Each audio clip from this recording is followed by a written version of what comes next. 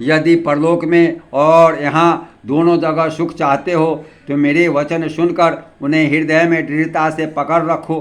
हे भाई, मेरी भक्ति का मार्ग सुलभ और सुखदायक है। पुराणों और वेदों ने इसे गाया है। ज्ञान दुर्गम है और उनकी प्राप्ति में अनेकों विघ्न हैं। इसका साधन कठिन है, इसमें मन के लिए कोई आधार नहीं। बहुत कष्ट करने पर भी कोई इसे पा भी लेता है और वह भी भक्ति रहित होने से मुझे प्रिय नहीं होता।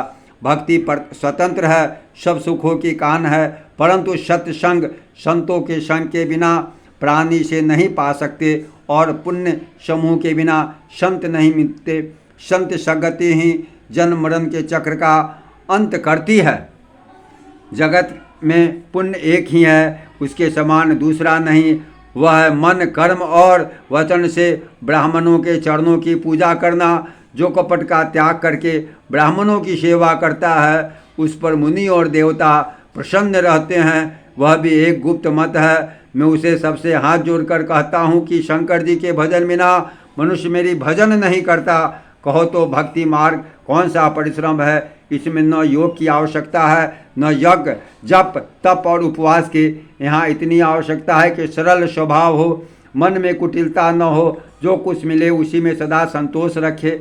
मेरा दास कहलाकर यदि कोई मनुष्य की आशा करता है तो तुम ही कहो उसका क्या विश्वास, अर्थात उसकी मुझ पर आस्था बहुत ही निर्बल है। बहुत बात चढ़ाकर क्या कहूँ? हे भाइयों, मैं तो उसी आचरण के वश में हूँ। न किसी से बैर करे, न लड़ाई झगड़ा करे, न आशा रखे, न भय ही करे। उसके लिए सभी दिशाएं सदा सुखमयी है। जो कोई भी आरंभ फल की इच्छा से कर्म नहीं करता, उसका कोई अपना घर नहीं है।